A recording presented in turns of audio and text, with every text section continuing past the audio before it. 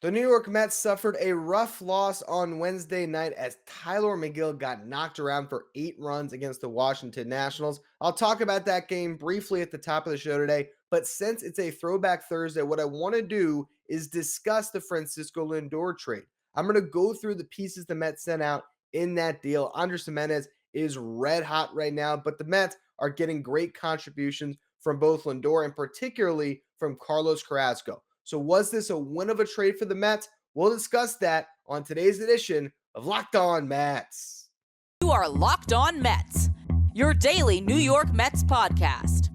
Part of the Locked On Podcast Network, your team every day.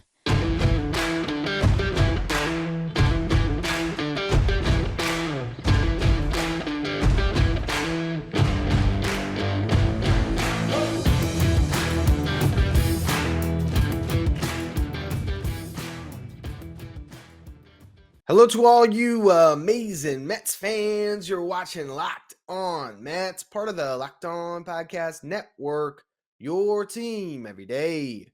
I'm your host, Ryan Finkelstein. If you want to find any of my work, follow me on Twitter at FinkelsteinRyan. You can also find some of my writing at justbaseball.com, where I work as the managing editor. I wrote up an article sort of based on yesterday's podcast, talking about why Jeff McNeil is the most valuable player on this Mets team right now. And today, I'll be publishing an article revisiting the Francisco Lindor trade. Something we want to do over at Just Baseball, trade retrospectives, going back in time and seeing how trades worked out for both sides. So we're going to talk about that later on in the show. I do have to touch on a disastrous Mets game to open up the show because I'm sure some of you are frustrated driving to work today, cussing out Tylor Megill. Can't believe he gave up 8 runs to the Nationals of all teams. Is Tylor Megill done? 2 bad starts in a row compared to what he was doing throughout the entire first month of the season where he was pitching like an ace. Is this guy now back to what he was? Because now suddenly he has a 4.41 ERA, a 1.93 ERA in those starts in April. Now suddenly all the way up to 4.41. That's what happens when you give up 8 runs and don't make it out of the second inning, which is what happened in this game. And unfortunately, it looked early like the Mets would cruise because they scored 3 runs in the first inning against the Nationals, and Aaron Sanchez was on the mound.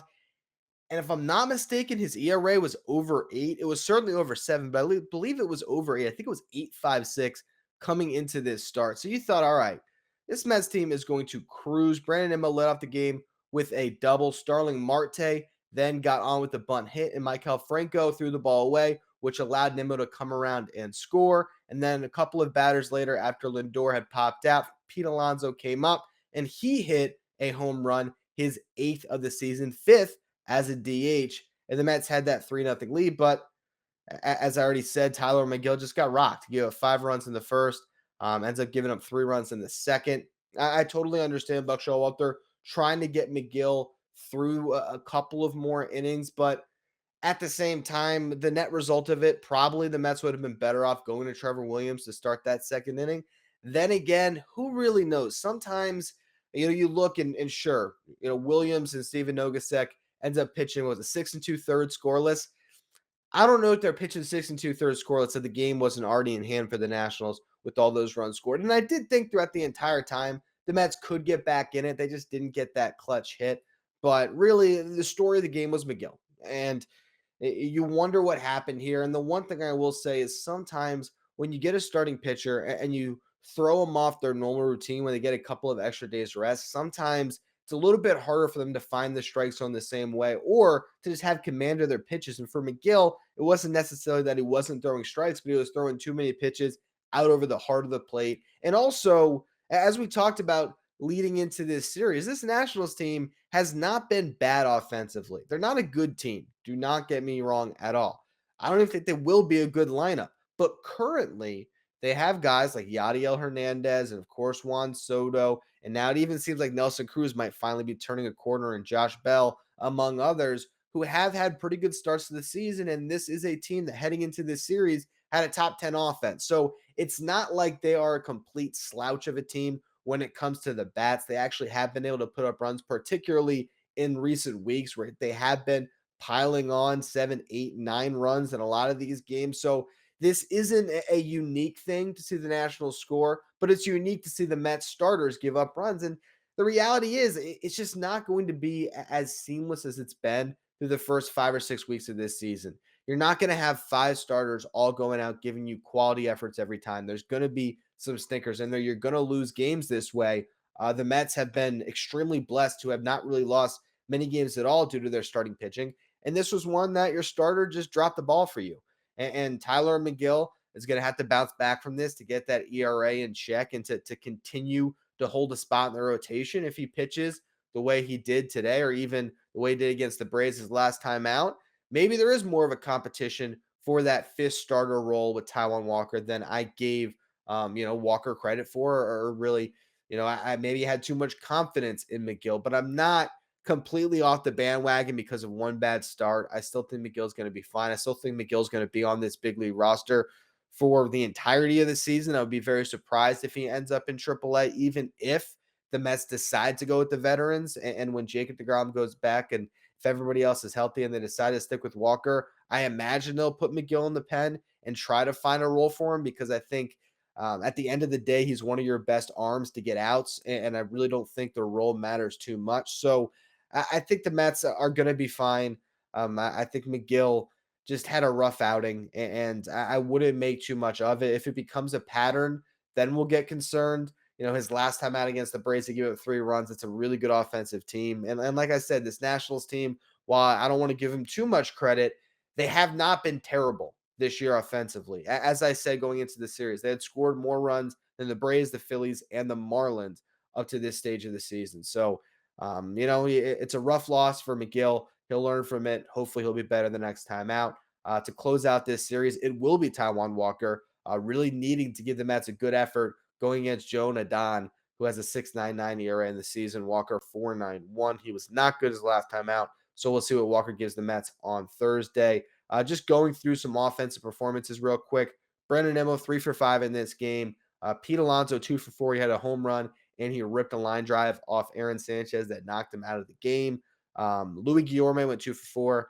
And altogether, the Mets went 2 for 8 with runners in scoring position. Not terrible. They just didn't have a ton of opportunities, and they did not cash in on those opportunities the same way as they have in games in the past. But I still felt like there was fight in this team throughout.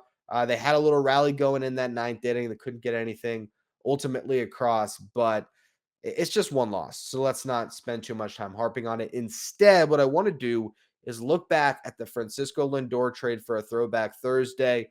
Lindor and Carrasco have been very good this year, but Andrés Giménez quietly been better. We're going to go through all the layers of that trade in just a minute. But our next partner has a product that I literally use every day, which is Athletic Greens.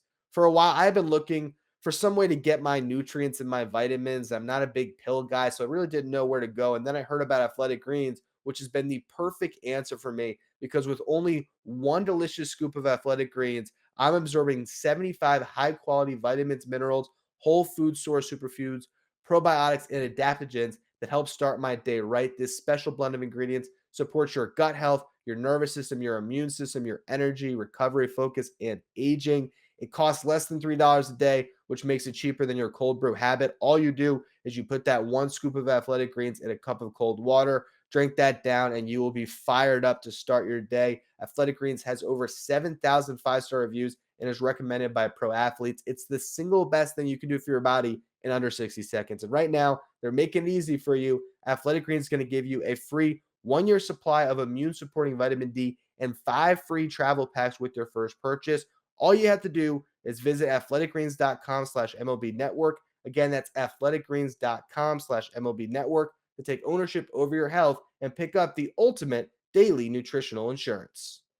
So last January, the New York Mets made a blockbuster trade to acquire Francisco Lindor and Carlos Carrasco in exchange for Andrés Giménez, Ahmed Rosario, and prospects Isaiah Green and Josh Wolf. If you were listening to Locked On Mets throughout that offseason leading into the 2020 campaign or the 2021 campaign, you know that I was very in on the idea of trading for Francisco Lindor, because I felt like this was a superstar player that could take the Mets to the next level. If you then watch the season play out last year, I think there was a lot of people, as far as Mets fans, that have buyer's remorse about that deal, because Lindor was not great. Hit 230, 322 on base, 412 slugging, had the 20 home runs and a 103 WRC plus, which again measures hitters based on a league average of 100. So Lindor at 103, only slightly better than your league average hitter. We've talked about Lindor a bunch on this show, of course. I've given the context of his season last year where he struggled greatly in the first 2 months and then was more of himself for the final 4 months of this season, putting up numbers that were a lot closer to his career lines in Cleveland. But I understand that there was a lot of concern about this trade, particularly the contract more than the trade. The fact that he was locked in for a decade and $341 million and really hadn't even started to play on that contract last year. Obviously, it was cause for concern. And right now, he's starting to struggle a little bit. And I understand if for some people, those concerns have once again risen to the surface. For me, I think that when Francisco Lindor does for the Mets goes beyond the box score, beyond the stats. I do think that when you look at F4, there's certain players that pop where you look at Lindor's batting average and his on base percentage, and you're thinking like, how valuable is he? Yet last year he was a 4 WAR player. So any player that gives you 4 wins, that's a really good player. Now a great player is going to give you 5 or more. In Lindor's best season, I think his F4 was closer to 8. I'll actually look that up to give you the exact number. I don't want to talk out of school here. I think it was the 2018 campaign. Yeah, so 7.8 F4 was his best season. You look at his career numbers, a 4 F4 in 2015. So he's been a 4 F4 player at least every single year dating back to his rookie year. And of course, excluding 2020 when he was still a 1.9 F4 player in a down year in a 60-game season. So if you extrapolate that out over a full year, still would have been worth more than 4 wins. Obviously, for $34 million, you're paying for the 8 win player or at least a 6 win player. And the Mets might not get that, but I think that his leadership this year has shown through. It seems like guys are really playing for each other, and he's been a central figure in that clubhouse.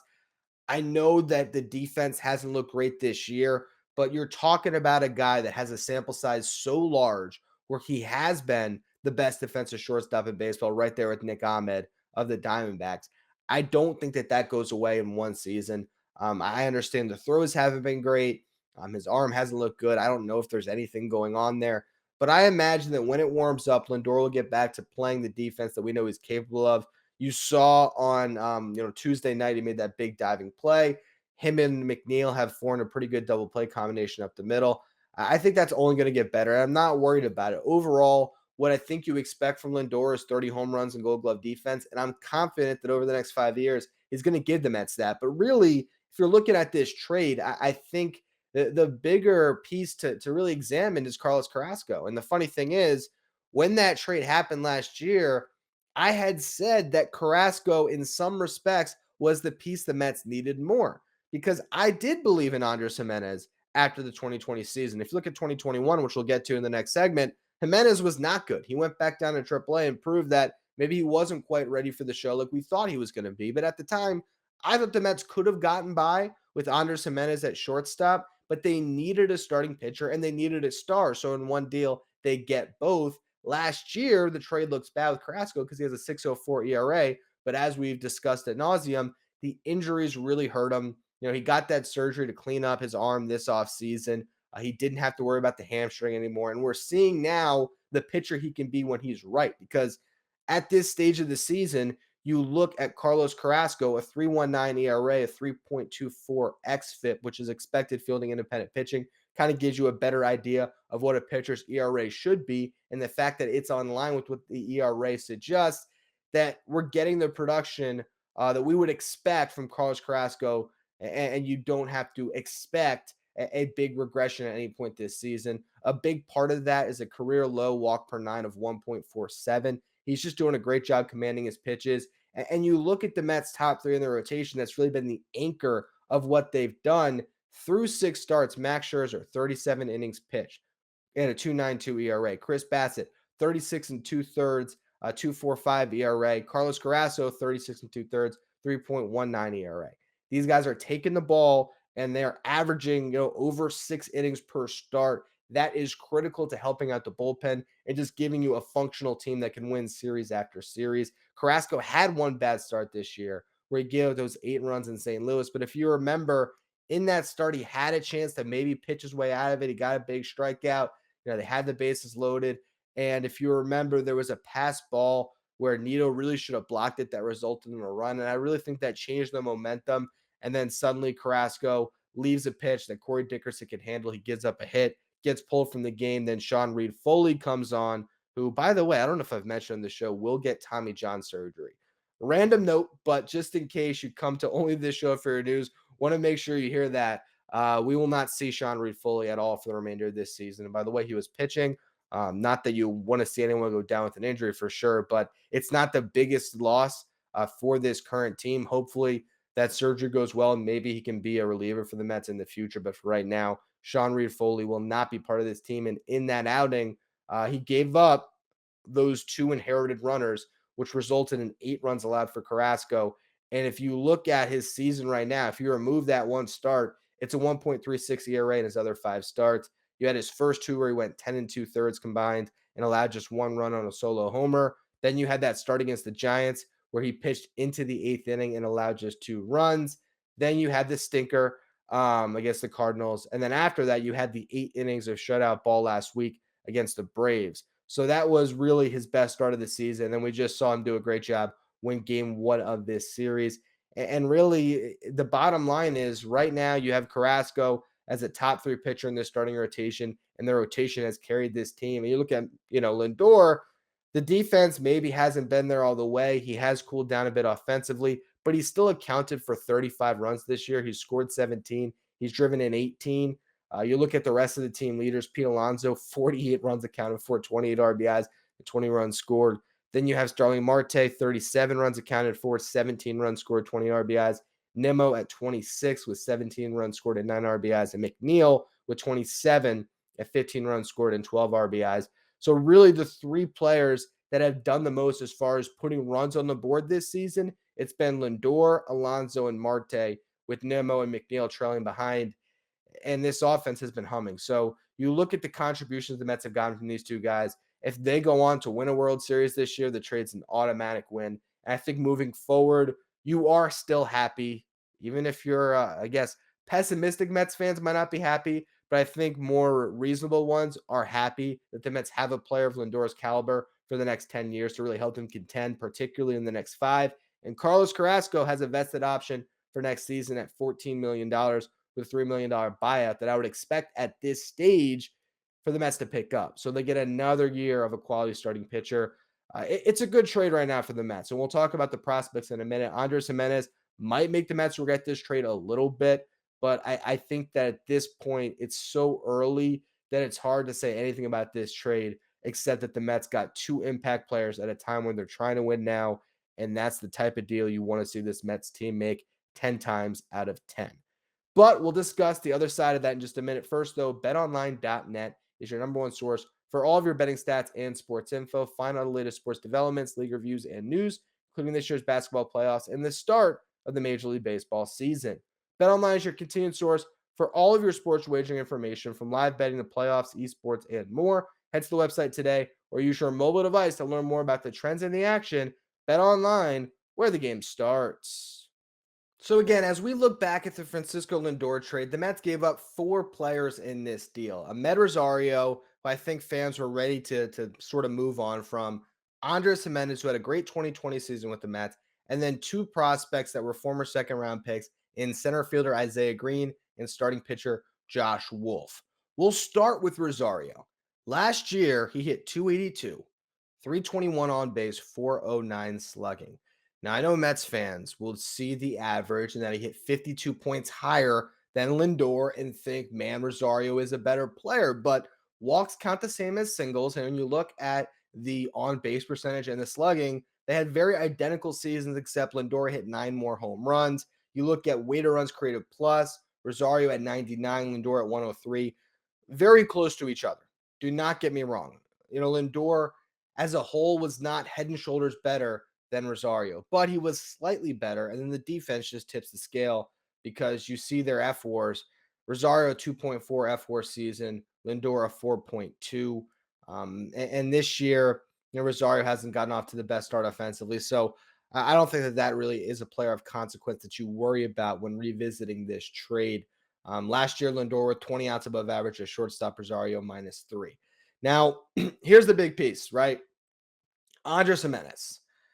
If you remember 2020, Jimenez was awesome. And it was great to see him go out there and contribute to that team.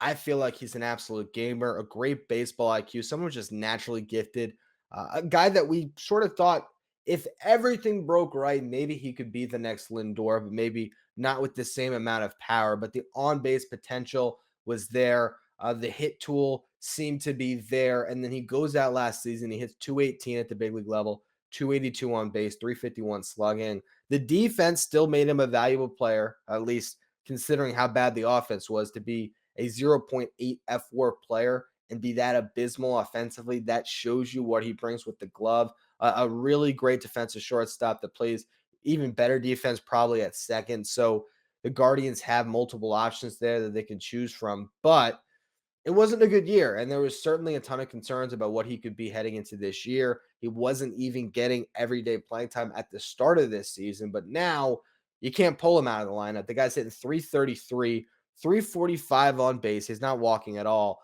543 slugging percentage. He has a 162 WRC plus. That is the 18th best mark in baseball among hitters with at least 80 plate appearances. His 1.3 F WAR is tied with players like George Springer and Freddie Freeman in the top 20. The guy's been incredible, and he's been a better offensive player than Lindor this season. And honestly, he's been much better defensively too this year. 4 outs above average for Giménez, 97th percentile in outs above average. You look at his expected batting average of 292, that puts him in the 80th percentile. His expected slugging percentage of 466 puts him in the 63rd percentile. So, is he going to be a better shortstop for the next 10 years than Francisco Lindor? No, I don't think so. But there's the chance. There is the chance that this is legit.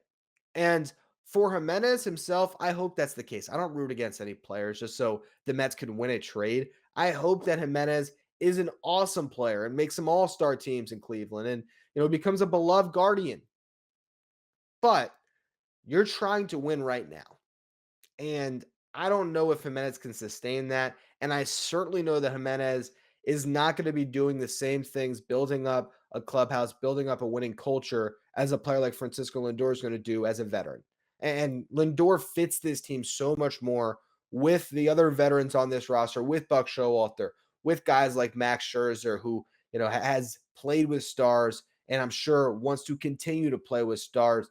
There's a lot that Lindor brings that goes beyond just the numbers, where you can put these two players next to each other right now and say the Mets lost this trade because Andrés Giménez has been better for the first, month and a half of the season than what Lindor has been. And also, if you really look at some of the numbers when it comes to Giménez, he's going to come back down to earth a little bit. A 2.4 walk percentage is really bad for a major leaguer. He's got a 400 BABIP, which is batting average on balls put in play. So once his BABIP luck dries out a little bit, he doesn't have the walks that he can fall back on to continue to get on base at a high clip. And that's going to just dovetail all of his numbers offensively. Not saying that that's definitely going to happen. I'm sure he'll find a happy medium. I would not be surprised at all if Andrés Giménez can be, a 280 hitter and get on base at a 330 clip, maybe walk a little bit more, or even be a 310 hitter with that 330 on base, or maybe he's just not going to draw his walks, but he'll continue to hit at a really high level and give the Guardians great defense at shortstop. He's capable of that. And I want to see him grab that job long term, because I think he's a really good kid that we watched, and he just seemed very humble in his time with the Mets, and a prospect that, we saw at a very young age grow throughout this Mets organization. So I'm rooting for him. But again, when we're trying to evaluate this trade, I don't think the Mets right now with Andrés Giménez even consider the numbers that he's put up. I don't really think that they're in the exact same position, with the 21 wins right now. If they had a third year player at shortstop, and I don't think the Mets could have even waited that long. If he had that type of a season last year, right now, there's no way a Steve Cohen team is going to be running Giménez back out there to play shortstop in 2022. He's probably in AAA right now. So that's really the bottom line with this trade. Andrés Giménez is the one player that I think the Guardians could be happy with right now, because you look at the other two prospects, they're so far away that it's hard to really judge this. Is there a chance that 4 years from now, Isaiah Green or Josh Wolf is starring at the big league level? Of course there is, but there's such a wide range of outcomes at this moment that you really can't use those players to evaluate a trade like this. Last year, Isaiah Green hit 289, got on base at a 421 clip, but that was a rookie ball. Did not really slug well at all, 368 slugging. This year, slugging is still pretty low at 354, hitting just 228 this season, but is getting on base at a 374 clip. That's in low A. He's showing good plate discipline. He's a really toolsy player, but we have no idea what he's going to be. He's still only 20 years old. And last year, he was 26th in the Guardians farm system based on Baseball America's rankings. This year, he fell out of their list entirely. As was the case with Josh Wolf, who was 25 last year and also fell off their list. Really struggled last season, pitched to a 5.35 ERA. And this year, he has some shoulder problems that has limited him and kept him off the mound up to this point. Apparently, he's starting to ramp up a bit and should get back into action soon. But again, you're talking about a prospect that's far away that we really just don't know about. And also, if he does break through, you also have to think that this is a Guardians team that is known for developing pitching. So would he have had the same success in the Mets organization? It's really hard to tell.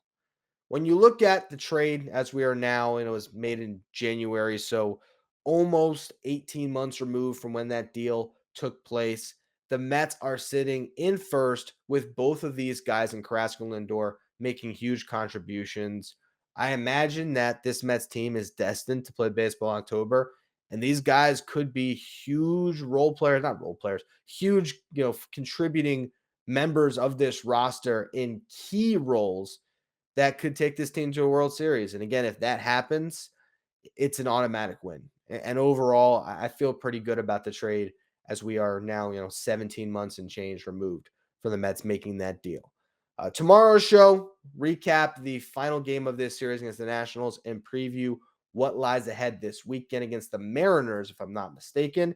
And we will maybe talk a little bit of prospects for a farm report. Mark Viento starting to heat up a bit, so I'll probably update you a little on that as well. As always, thank you for listening. Make sure you follow, rate, and review wherever you get your podcast. Make sure you follow me on Twitter at Finkelstein Ryan. Follow the show at Locked On Mets. Thank you for making Locked On Mets your first listen every day. Now, for your second listen, check out Locked On MLB, hosted by Paul Francis Sullivan, but we call him Sully. Locked On MLB is where you want to go to stay up to date with everything going on in Major League Baseball. You can follow Locked On MLB wherever you get podcasts.